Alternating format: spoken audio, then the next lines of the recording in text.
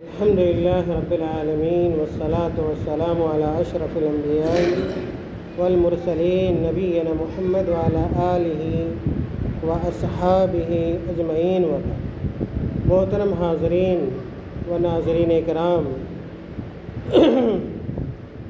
اس سے قبل میں نے آپ لوگوں کو یہ بتلایا تھا کہ گناہوں میں سب سے بڑا گناہ شرک۔ گناہوں میں سب سے بڑا گناہ اگر کوئی ہو سکتا ہے، سب سے عظیم اگر کوئی اللہ کے ساتھ جرم ہو سکتا ہے تو وہ جرم کیا ہے؟ اللہ کے ساتھ کسی غیر کو اس کی عبادت میں شریک کرنا، جس کو ہم اور آپ کیا ہے شرک کے نام سے جانتے ہیں۔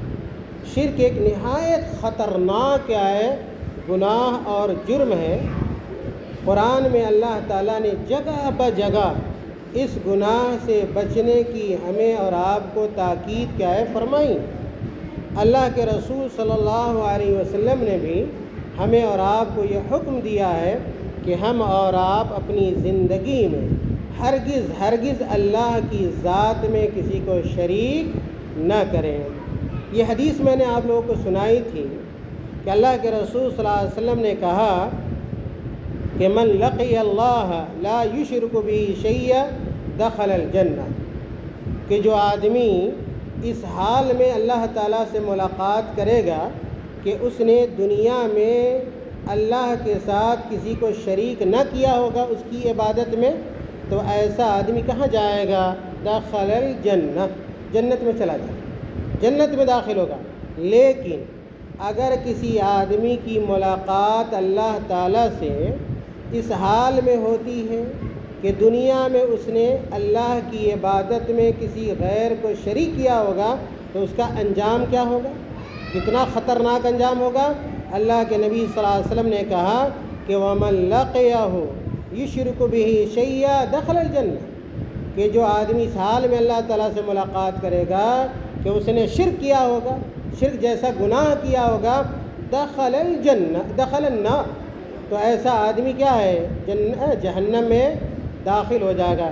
یہ باتیں میں نے اس لیے بتلائیں کہ آپ کو یہ بات سمجھ میں آ جائے کہ سب سے بڑا کام، اچھا کام کیا ہے؟ توحید پر عمل کرنا ہے، ایک اللہ کی خالص ایک اللہ کی عبادت کرنی ہے۔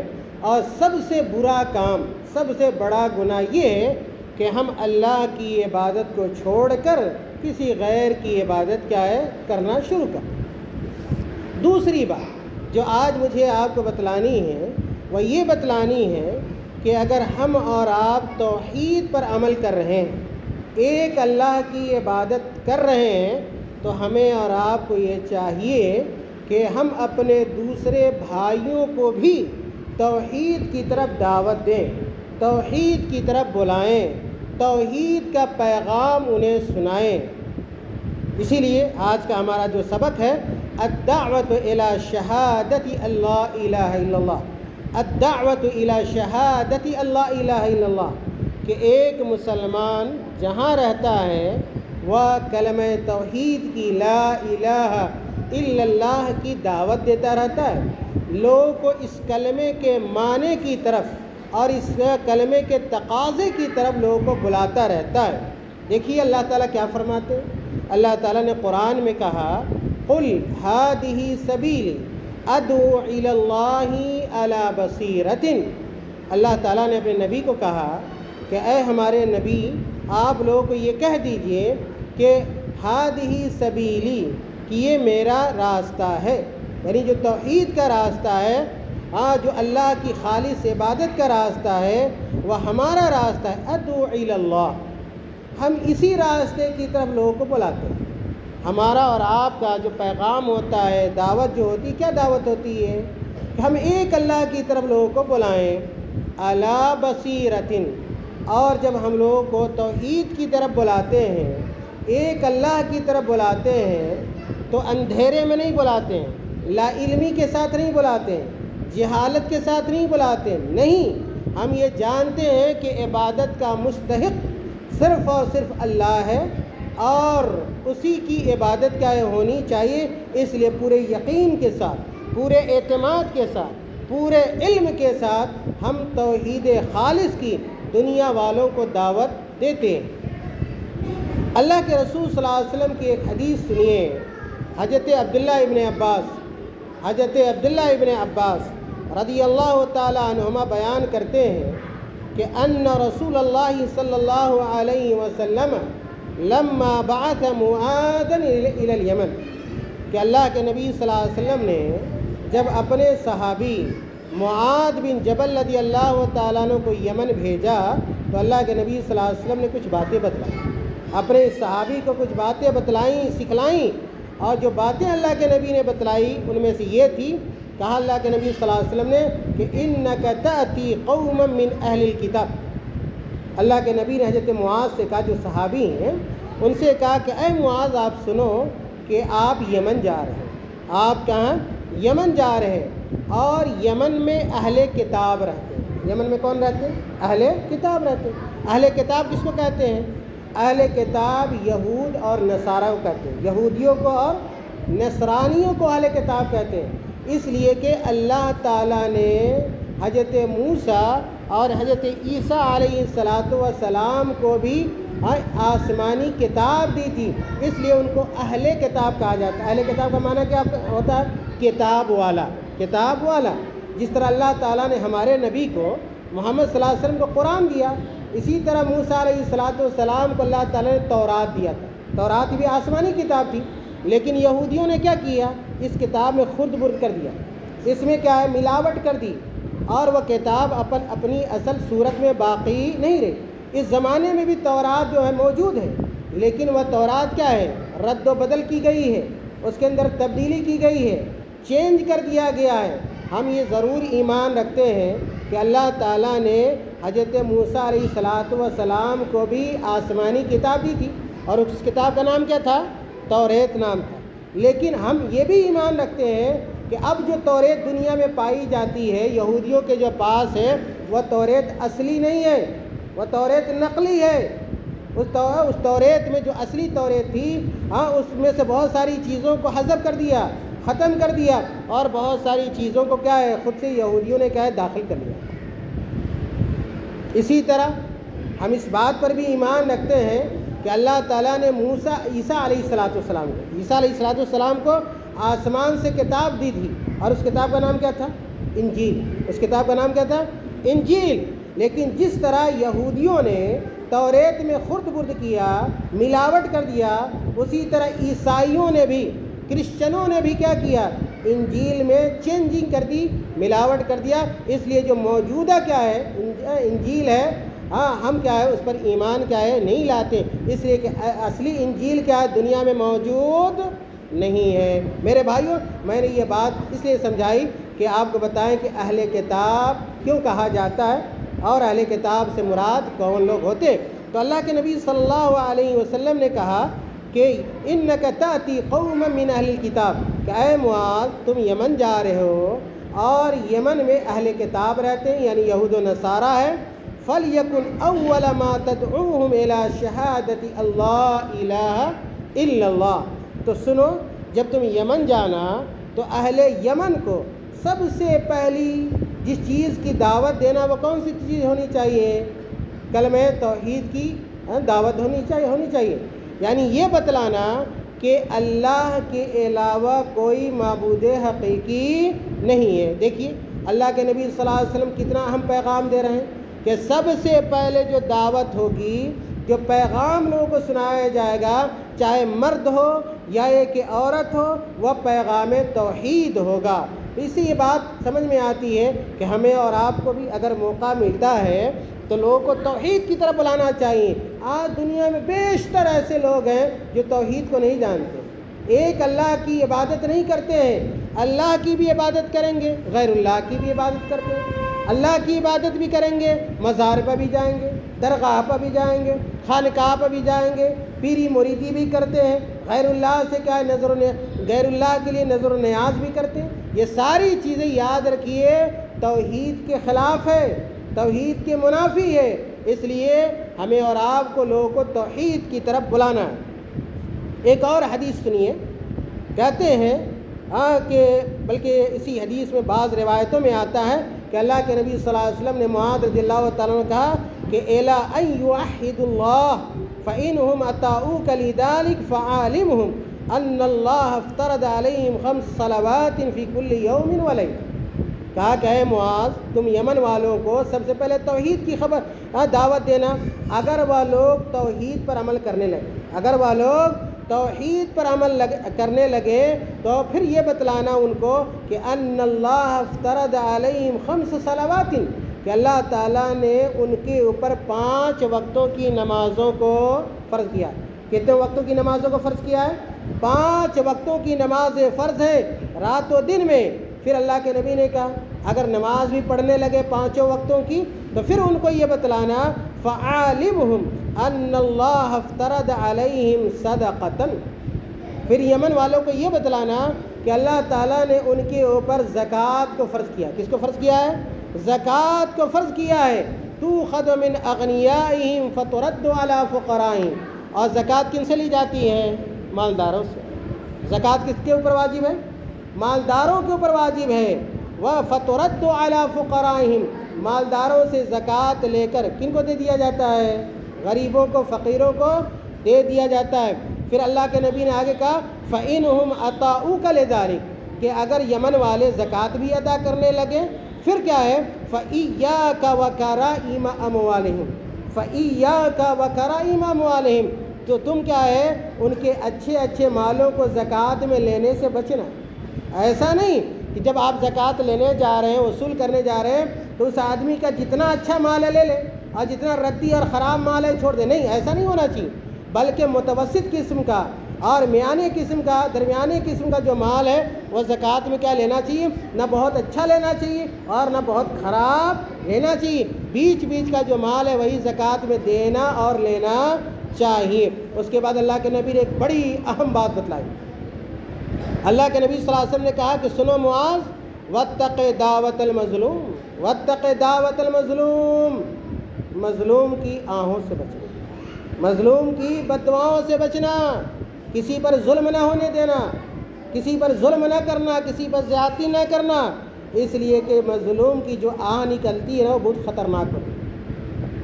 مظلوم اگر آپ کو بددعا دے دے گا نا تو اس کی بددعا عرش سے جا کے ٹکرا جاتی ہے۔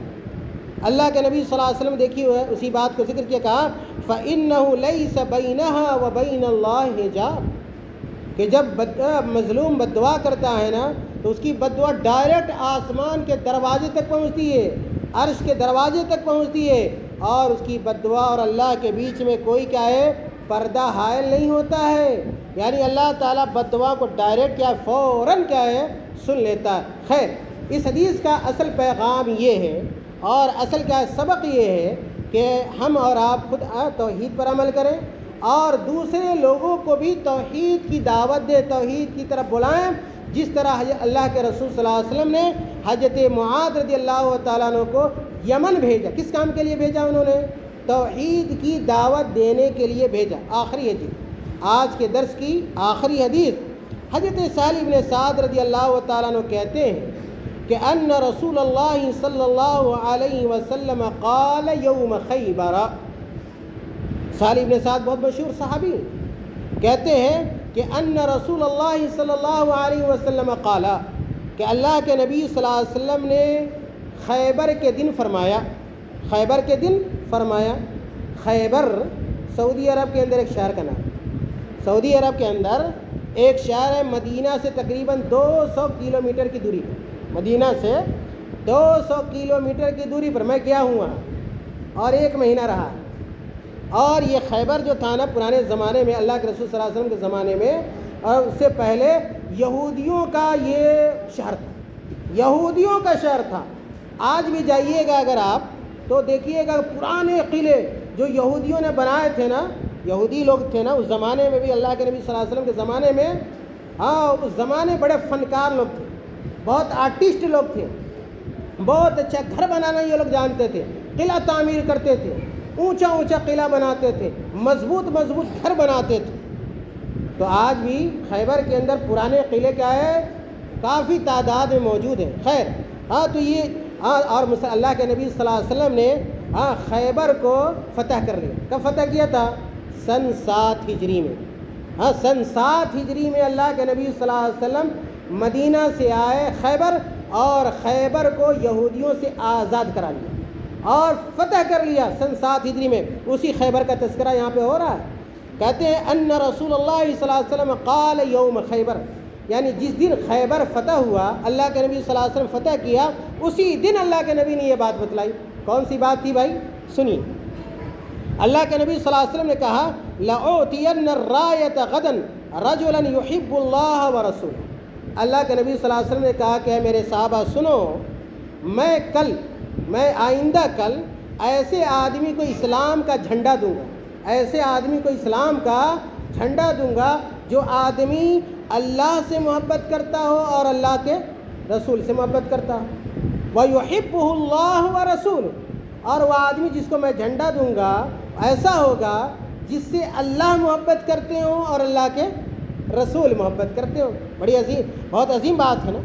گویا وہ ایسا آدمی ہوگا جو اللہ کا محبوب ہوگا اور اللہ کے رسول کا محبوب ہوگا. کہتے ہیں پھر اللہ کے نبی نے کہا یفتح اللہ علی یدیہ، یفتح اللہ علی یدیہ، اور یہ ایسا آدمی ہوگا جس کے ہاتھ پر، جس کے ذریعے اللہ تعالیٰ خیبر کو فتح کا ہے نصیب فرمائے گا. یعنی وہ آدمی کمانڈر ہوگا اور وہ کمانڈر ان چیف ہوگا، اور اسی کی سرکردگی میں اور اسی کی قیادت میں اللہ تعالیٰ خیبر کو فتح فرمائے گا. جب یہ بات اللہ کے رسول صلی اللہ علیہ وسلم نے کہی فَبَاتَ النَّاسُ يَدُوكُونَ لَيْلَتَهُ، تو اللہ کے نبی صلی اللہ علیہ وسلم نے جب یہ بات کی تو سارے صحابہ کیا ہے، غور و خوض کرنے لگے، رات بھر سوچنے لگے کہ یہ آدمی کون ہوگا، کون خوش نصیب آدمی ہوگا جس کو کل اللہ کے نبی صلی اللہ علیہ وسلم کیا ہے، اسلام کا جھنڈا دیں گے، اور وہ آدمی مسلمانوں کا قائد اور رہبر ہوگا، کمانڈر ہوگا، اور اس کے ہاتھ پر اللہ تعالیٰ کیا خیبر جیسا عظیم شہر کو کیا فتح فرمائے گا. فَبَاتَ النَّاسُ يَدُوكُونَ لَيْلَتَهُ، ساری رات سارے صحابہ کیا سوچتے رہے اَيُّهُمْ يُؤْتَاهَا، کہ وہ کون آدمی ہوگا جس کو اللہ کے نبی یہ جھنڈا دیں گے. فَلَمَّا أَصْبَحُوا غَدَوْا عَلَى رَسُولِ اللَّهِ صلی اللہ علیہ وسلم، جب صبح ہوئی سارے صحابہ اللہ کے نبی کے پاس پہنچے. سارے صحابہ کو انتظار تھا کہ یہ جھنڈا اسلام کا کس کو دیا جائے گا. فَلَمَّا أَصْبَحُوا غَدَوْا عَلَى رَسُولِ اللَّهِ صلی اللہ علیہ وسلم، جب صبح ہوئی سارے صحابہ اللہ کے نبی کے پاس پہنچے. كُلُّهُمْ يَرْجُو أَن يُؤْتَاهَا، تمام صحابہ کرام یہ چاہ رہے تھے کہ وہ جھنڈا ان کو ملے. وہ جھنڈا یہ بہت رتبے کی بات تھی، بہت اعلیٰ مقام اور عزت کی بات تھی نا. ایک ضمانت تھی کہ وہ آدمی محبوب الہی ہوگا اور اللہ کے رسول کا بھی محبوب ہوگا، اور اس کے ذریعے اتنا بڑا شہر کا فتح ہوگا. ہر صحابی یہ چاہ رہے تھے کہ ان کو یہ جھنڈا ملے، ان کو وہ خوش قسمت صحابی ہوں. فقال، جب سارے صحابہ جمع ہو گئے تو اللہ کے نبی نے کیا کہا، سنیے. اللہ کے نبی نے کہا این علی بن ابی طالب. اللہ کے نبی نے کہا، صحابہ کرام کو دیکھا اور کہا کہ علی بن ابی طالب کہاں ہے، علی بن ابی طالب کہاں ہے. آپ جانتے ہیں کہ ہے حضرت علی ایک بہت بڑے صحابی، بہت بڑے صحابی، اور ایسے صحابی ہیں جو اللہ کے نبی صلی اللہ علیہ وسلم کے چچیرے بھائی ہیں. ابو طالب اللہ کے رسول صلی اللہ علیہ وسلم کے چچا تھے، جو اگرچہ مسلمان نہیں ہوئے تھے، اسلام نہیں لائے. ان کے چچا اللہ کے نبی صلی اللہ علیہ وسلم کے چچا ابو طالب، لیکن اسلام کی بڑی مدد کی، اسلام کی بڑی مدد کی تھی. اللہ کے نبی نے کہا تھا کہ کلمہ پڑھ دیجیے، کلمہ پڑھ دیجیے، آخری وقت میں ہی پڑھ دیجیے، لیکن کیا ہے نہیں پڑھ سکے. اسی لیے آتا ہے کہ سب سے کم جو عذاب ہوگا نا آخرت میں، سب سے ہلکا عذاب کن کو ہوگا، ابو طالب کو. اللہ کے نبی کے چچا ہیں، اسلام نہیں لائے، سب سے کم عذاب ان کو ہوگا، سب سے ہلکا عذاب.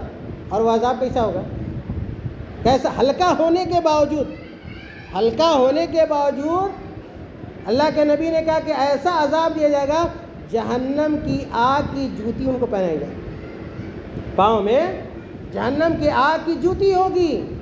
جب وہ آدمی جب پہنیں گے پورا دماغ کیا ہوگا، کھولے گا. یہ سب سے ہلکا عذاب، سب سے ہلکا عذاب. خیر، میں آپ کو یہ بتلانا چاہ رہا تھا کہ علی رضی اللہ تعالیٰ نے انہی کے کیا ہے، بیٹے ہیں، انہی کے بیٹے ہیں، اور آپ صلی اللہ علیہ وسلم کے داماد بھی. آپ صلی اللہ علیہ وسلم کے داماد بھی ہیں۔ حضرت فاطمہ رضی اللہ تعالیٰ عنہا جو اللہ کے نبی صلی اللہ علیہ وسلم کی سب سے چہیتی بیٹی تھی نا، اور ان کے بارے میں اللہ کے نبی نے کہا، حضرت فاطمہ کے بارے میں کیا کہا تھا؟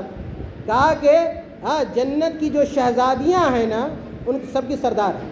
جنت کی تمام جنتی عورتوں اور خواتین کی سردار کون ہے؟ حضرت فاطمہ رضی اللہ تعالیٰ عنہ، انہی کے شوہر ہیں حضرت علی۔ یہ بنیادی باتیں میں آپ کو بتلاتا ہوں تاکہ آپ کو اسلام کا علم ہو، شریعت کا علم ہو، دین کا علم ہو، سیرت کا علم ہو۔ اس لیے چھوٹی چھوٹی اور موٹی موٹی باتیں میں آپ کو درس میں بتلاتا ہوں۔ خیر، تو اللہ کے نبی صلی اللہ علیہ وسلم نے پوچھا این علی بن ابی طالب، کہ علی بن ابی طالب کہاں ہیں؟ فقیل ہوا یشتکی عینین، تو لوگوں نے بتلایا کہ ان کو آنکھ میں مرض ہے، آنکھ کی بیماری ہو گئی ہے، آنکھ آ گئی، آنکھ میں درد ہو رہا ہے، اس لیے حاضر نہیں ہوئے، اس لیے وہ یہاں موجود نہیں ہے۔ ہوا یشتکی عینیہ فارسلوا الیہ فاتی بہ، اللہ کے نبی صلی اللہ علیہ وسلم نے بعض صحابہ کو بھیجا تو ان کو بلا کر لے۔ اس سے حضرت علی رضی اللہ تعالیٰ عنہ کا مقام سمجھ میں آتا ہے، ان کا مرتبہ سمجھ میں آتا ہے، کتنے بڑے صحابی تھے، کتنے اونچے قد کے صحابی تھے۔ فارسلوا الیہ فاتی بہ، حضرت علی رضی اللہ تعالیٰ عنہ آ گئے۔ فبصق فی عینیہ ودعا لہ فبرئ، جب حضرت علی آ گئے تو اللہ کے نبی صلی اللہ علیہ وسلم نے اپنا لعاب دہن، یہ نا منہ سے تھوک، ایسے کر کے اللہ کے نبی صلی اللہ علیہ وسلم نے ان کے دونوں آنکھوں پر کیا کیا؟ لگا دیا۔ ایسے کر کے اپنا تھوک کیا ہے ان کے دونوں آنکھوں پر لگا دیا۔ اللہ کے نبی صلی اللہ علیہ وسلم بہت بڑے حکیم تھے، اللہ کے نبی صلی اللہ علیہ وسلم بہت بڑے حکیم تھے، اور یہ اللہ کے نبی صلی اللہ علیہ وسلم ہی کر سکتے تھے۔ ہم اور آپ چاہیں کسی کو اپنا تھوک کیا ہے ایسے کر کے لگا دے تو یہ صحیح نہیں ہے۔ تو اللہ کے نبی صلی اللہ علیہ وسلم نے جب اپنا لعاب دہن ان کی آنکھوں پہ لگایا تو ودعا لہ، اور اللہ کے نبی صلی اللہ علیہ وسلم دعا بھی، اللہ کے نبی صلی اللہ علیہ وسلم نے دعا بھی کی ان کے لیے۔ فبرئ، اللہ کے نبی صلی اللہ علیہ وسلم کی دعاؤں کی برکت کی وجہ سے حضرت علی ٹھیک ہو گئے۔ آنکھ میں مرض تھا نا، آنکھ ان کا دونوں آنکھ اچھا ہو گیا۔ کأن لم یکن بہ وجع، اور ایسا ٹھیک ہوئے کہ ایسا لگتا تھا کہ یہ بیماری نہیں تھی، یعنی فوراً وہ دعاؤں نے اثر کیا، حضرت علی کیا ہے؟ ٹھیک ہو گئے۔ فآتاہ الرایۃ، اس کے بعد اللہ کے نبی صلی اللہ علیہ وسلم نے ان کو جھنڈا دے دیا۔ اسلام کا جھنڈا کس کو مل گیا؟ حضرت علی رضی اللہ تعالیٰ عنہ کو۔ پھر دیکھیے اللہ کے نبی نے کیا نصیحت کی، حضرت علی کو، بہت بڑے کمانڈر تھے، بہت بڑے بہادر کیا ہے صحابی تھے، کتنی جنگوں میں شریک ہوئے، کتنی جنگوں کو انہوں نے فتح کیا، نوجوان تھے۔ آج ایسے نوجوان کہاں ملتے ہیں؟ اللہ کے نبی نے کہا انفد علی رسلک حتی تنزل بساحتہم، کہا کہ اے علی آپ کیا ہے نکل جاؤ، چلے جاؤ، یہاں تک کہ آپ کیا ہے خیبر والے کے علاقے میں پہنچ جاؤ۔ خیبر کو فتح کرنا تھا نا، خیبر کو، کہا کہ آپ آرام اور سکون کے ساتھ چلتے چلتے خیبر پہنچ جاؤ۔ ثم ادعوہم الی الاسلام، اور ایسا نہیں کہ خیبر جا کے ڈائریکٹ حملہ ہی کر دینا، نہیں، یہ طریقہ نہیں ہے کہ اسلام کا لشکر اگر کہیں جائے تو فوراً کیا حملہ آور ہو جائے، نہیں۔ اللہ کے نبی نے طریقہ بتلایا، کہا کہ اگر خیبر جانا، خیبر پہنچنا، جو خیبر کی یہودی ہیں ان کو سب سے پہلے اسلام کی طرف دعوت دینا، اسلام کے بارے میں بتلانا، اسلام کا انٹروڈکشن کرانا، اسلام کا تعارف کرانا، اسلام کو پیش کرنا۔ ثم ادعوہم الی الاسلام، اسلام کی دعوت دینا۔ وَأَخْبِرْهُمْ بِمَا يَجِبُ عَلَيْهِ مِنْ حَقِّ اللَّهِ تَعَالَى فِيهِ، اور ان کو یہ بتلانا کہ ان کے اوپر اللہ کا حق کیا ہے، ان کے اوپر اللہ کا حق کیا ہے۔ اللہ کا حق ہمارے اوپر کیا ہے؟ اللہ کا حق ہمارے اوپر یہی نہ ہے کہ ہم اللہ کی عبادت کریں۔ تو گویا کہا کہ آپ ان کو بتلانا کہ ان کے اوپر اللہ کا حق کیا ہے، یعنی ان کے اوپر یہ حق ہے کہ وہ سارے کے سارے ایک اللہ کی عبادت کریں۔ پھر آگے کہا اللہ کے نبی صلی اللہ علیہ وسلم نے فواللہ لأن يهدي الله بك رجلا واحدا خیر لک من حمر النعم. کہا اللہ کے نبی صلی اللہ علیہ وسلم نے حضرت علی کو کہ اللہ کی قسم، کہا فواللہ، اللہ کی قسم، لَأَن يَهْدِيَ اللَّهُ بِكَ رَجُلًا وَاحِدًا، کہ سنو تم خیبر جا رہے ہو نا، اسلام کے داعی بن کے جا رہے ہو، اسلام کے مبلغ بن کے جا رہے ہو، اگر تمہارے ذریعے ایک آدمی کو بھی نصیحت مل گئی، ایک آدمی بھی اگر اسلام پر چلنے لگا، ایک آدمی بھی اگر سدھر گیا، توحید پر قائم ہو گیا، یہ بہت بڑی بات ہوگی. کہا کہ خیر لک من حمر النعم، یہ سرخ کیا ہے؟ اونٹ سے بھی بہتر، سرخ اونٹنی سے بہتر. اس زمانے میں اونٹنی یا اونٹ کیا ہے؟ بہت بڑا سرمایہ، بہت بڑی ملکیت سمجھا جاتا تھا. کہا کہ سرخ اونٹنی سے بھی بہتر ہے، یعنی دنیا کے خزانے سے، دنیا کی دولت سے بھی کیا کہیں بہتر ہے اگر ایک آدمی بھی صراط مستقیم پر آ گیا، ایک آدمی بھی توحید پر کیا ہے قائم اور دائم ہو گیا. میرے بھائیو، اس حدیث سے بہت ساری باتیں معلوم ہوئی. سب سے بڑی بات یہ معلوم ہوئی کہ اللہ کے نبی صلی اللہ علیہ وسلم نے حضرت علی رضی اللہ تعالیٰ عنہ کو خیبر جو بھیجا، خیبر جن کاموں کے لیے بھیجا، ان میں سے ایک بڑا کام کیا تھا کہ لوگوں کو اسلام کی طرف بلائے. کہا اللہ کے نبی صلی اللہ علیہ وسلم ثم ادعوہم الی الاسلام، اسلام کی طرف بلائیں. اور اسلام کی طرف بلانے کا مطلب کیا ہے؟ توحید کی طرف بلائیں. اسلام یاد رکھیے توحید کا نام ہے. اسلام ایک خالص ایک اللہ کی عبادت کا نام ہے. جس کی زندگی کے اندر توحید نہیں ہے، ایک اللہ کی عبادت نہیں ہے، نہ وہ اسلام کو جانتا ہے اور نہ وہ آدمی مسلمان ہو سکتا ہے. اب اندازہ لگائیے ان لوگوں کے بارے میں جو اپنے آپ کو مسلمان کہتے ہیں، قبر پوچھتے ہیں کیا وہ مسلمان ہو سکتے ہیں؟ ان کا اسلام قابل تسلیم ہو سکتا ہے؟ کہتے ہیں ہم اسلام پر ہیں، ہم مسلمان ہیں، درگاہ پر بھی جاتے ہیں، بابا سے بھی مانگتے ہیں، اللہ سے نہیں مانگتے. کیا وہ مسلمان ہو سکتے ہیں؟ کیا ایسے اسلام کا اعتبار اللہ کے یہاں ہے؟ میرے بھائیو، ہرگز کیا ہے نہیں ہے. خیر، ہماری ساری باتوں کا خلاصہ یہ تھا کہ ہم خود کا توحید پر قائم رہیں، ہماری زندگی کے اندر توحید ہو، ایک خالص ایک اللہ کی عبادت ہو، اور جہاں ہمیں اور آپ کو موقع ملے، لوگوں سے ملے جلیں، بات چیت کرنے کا موقع ملے، تو ہم لوگوں کو توحید کی طرف بلائیں، توحید کی طرف دعوت دیں. اور یہی کام اللہ کے نبی صلی اللہ علیہ وسلم نے کیا، یہی کام صحابہ کرام نے کیا، یہی کام تابعین نے کیا ہے، جس کی وجہ سے خالص دین، خالص اسلام ہمارے اور آپ تک کیا ہے پہنچا ہے. ہم اور آپ خوش نصیب ہیں کہ توحید جیسی دولت اور امانت ہمیں ملی ہوئی ہے. تو ہمیں یہ بھی کوشش کرنی چاہیے کہ ہم اس دولت کو، اس نعمت کو دوسرے لوگوں تک بھی پہنچائیں، اور توحید کے پہنچانے میں ہم بخیلی نہ کریں، اور توحید کے عام کرنے میں ہم پیچھے نہ رہیں. اللہ تعالی ہمیں اور آپ کو توحید سمجھنے، توحید پر عمل کرنے اور توحید کی نشر و اشاعت کرنے کی توفیق عطا فرمائے. آمین. وآخر دعوانا الحمدللہ رب العالمین.